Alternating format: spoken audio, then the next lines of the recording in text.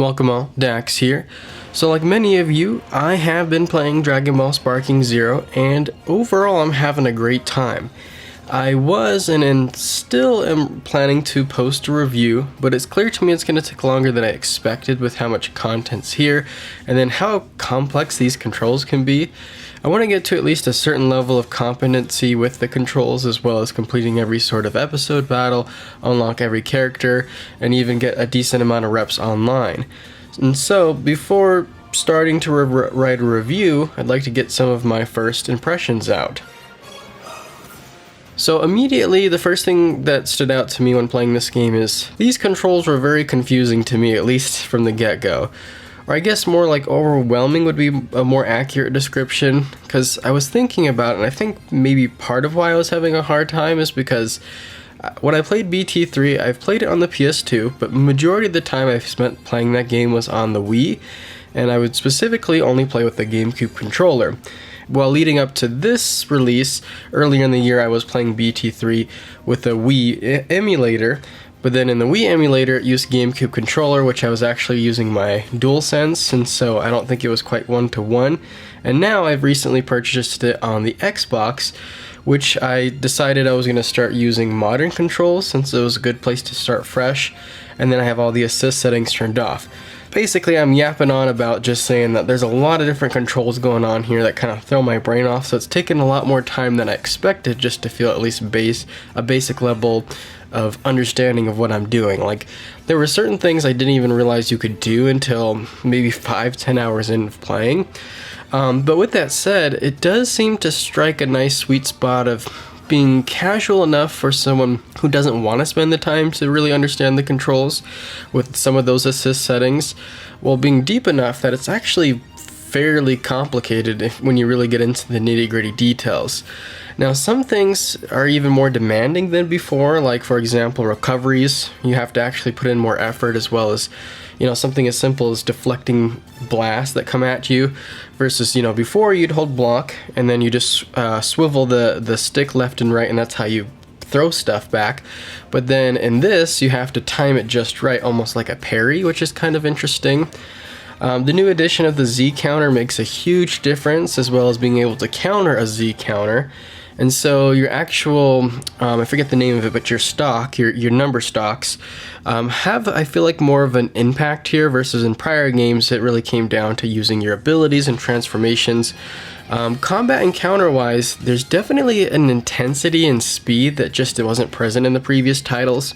Now obviously when you're playing with other people it's a little different, but as far as playing with the computer, this computer is a lot more aggressive, where you're not given nearly the amount of time to breathe, which can be kind of hard for someone just starting out.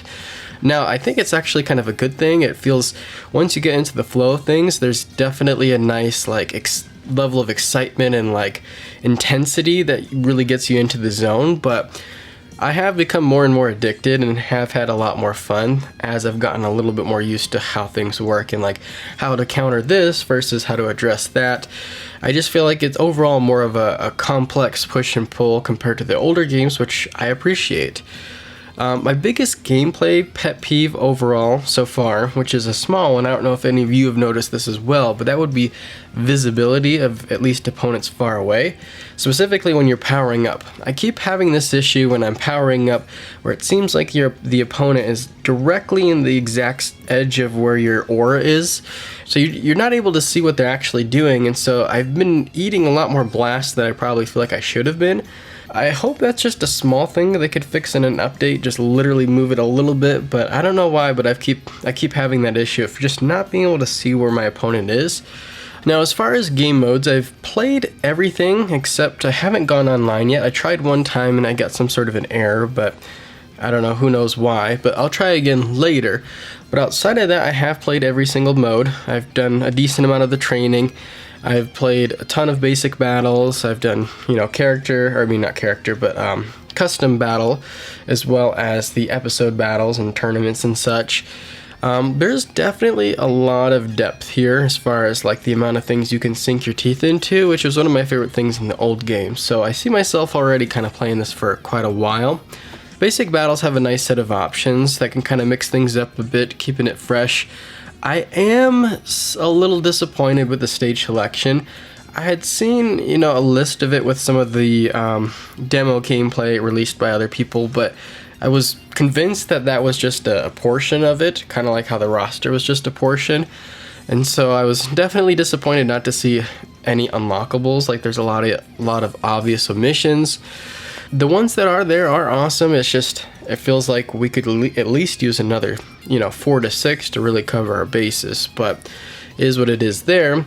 The character selection, overall it's massive. I am definitely not the first person to say this, but I find the lack of consolidation of transformations to be a little off-putting, because you get a whole screen of just Gokus, and like, if you consolidate them, half that screen's still going to be Goku's, but now it's like, it just looks a little messy. Unlike in the previous games, it is nice that you can now preview your outfits before being able to jump into battle.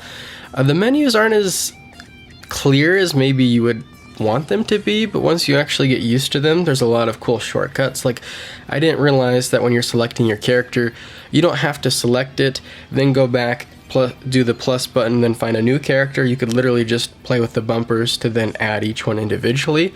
That was something I learned. So there's a lot of cool little things like that. As far as unlocking characters, that's as addictive as ever, but now on top of that, you can also unlock outfits, which is super fun.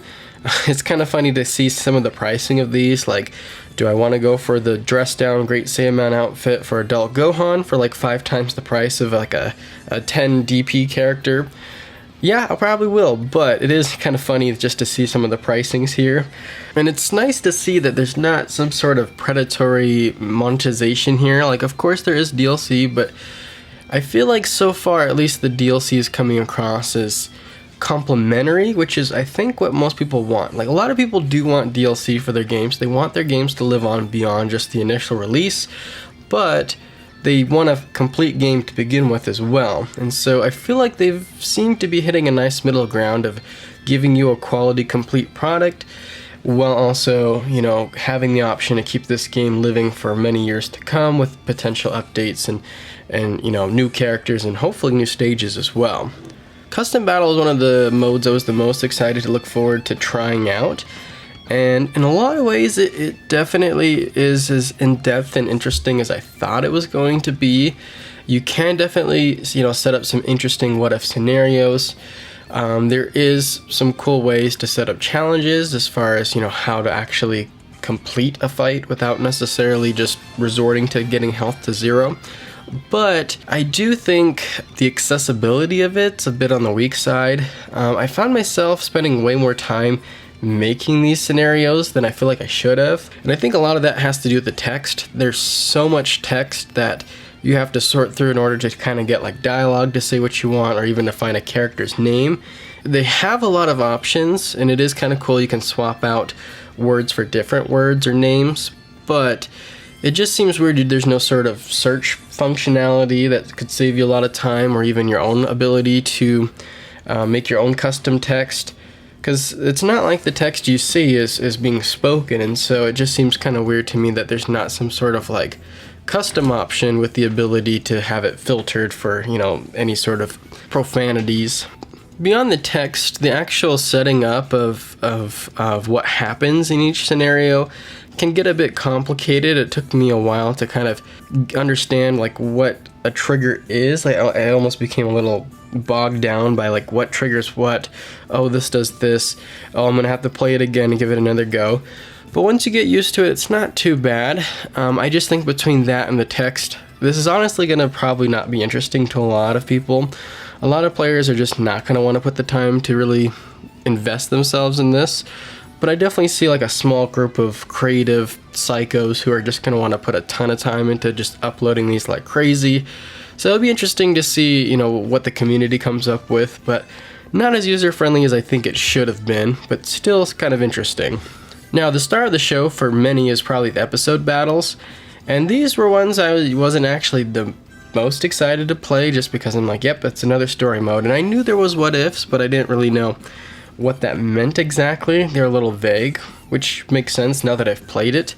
The branching paths aren't exactly traditional as far as like A or B. It's more like You know, you can go the traditional route, you can go a deviation that ends right there, you can go a deviation that then goes back to the main timeline, or you can go to a deviation that goes off for quite a while and has its own resolution. And so there's a lot of cool different what ifs to kind of explore there. Now the presentation of it it's alright. It's not amazing, but it's not bad. I think it kind of has this like awkward pacing, or not pacing, but maybe silence to it, where it definitely feels like there could have been narration of text. Like it's just the quietness in between scenes just feels awkward. Which, speaking of which, it sounds like the narrator recently passed away, and so rest in peace. But you know, this would have been a perfect time to have a narrator in this particular, you know, in this aspect of the game, because I know they're not trying to be Kakarot with the level of production as far as cutscenes go, but I think just something as simple as narration could have gone a long way. With that said, it's not bad, because these are just kind of breaks between battles and making choices, and so overall I'm having a lot of fun. I guess one of the only things you could really say is some of the what ifs don't make sense, like Goku beating androids 17, 18, and 16 prior to training in the time chamber. But overall, I mean, it's still fun. It's Dragon Ball, so we'll just make up power scaling as we go along. But I mean, those are kind of the main points. There is so much to still do, and so that's why I wanted to get this video out in the meantime, while I'm still going to work on playing this and eventually get my review out. But what are your thoughts on Dragon Ball Sparking Zero? Has it lived up to the hype? Is it a little disappointing? Are you like me, where it's kicking your butt as far as trying to get the controls down to a T? Love to hear your thoughts, and as always, feel free to leave a like, and until next time, see ya.